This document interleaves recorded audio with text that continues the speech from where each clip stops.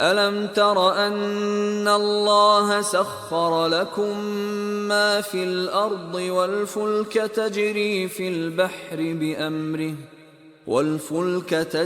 فِي الْبَحْرِ بِأَمْرِهِ وَيُمْسِكُ السَّمَاءَ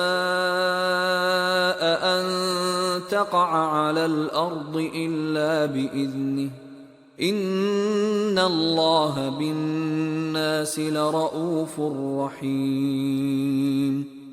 کیا تم نہیں دیکھتے کہ جتنی چیزیں زمین میں ہیں سب خدا نے تمہارے زیر فرمان کر رکھی ہیں، اور کشتیاں بھی جو اسی کے حکم سے دریا میں چلتی ہیں، اور وہ آسمان کو تھامے رہتا ہے کہ زمین پر نہ گر پڑے مگر اس کے حکم سے، بےشک خدا لوگوں پر نہایت شفقت کرنے والا مہربان ہے۔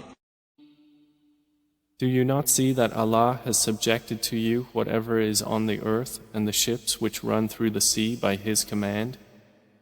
And He restrains the sky from falling upon the earth unless by His permission.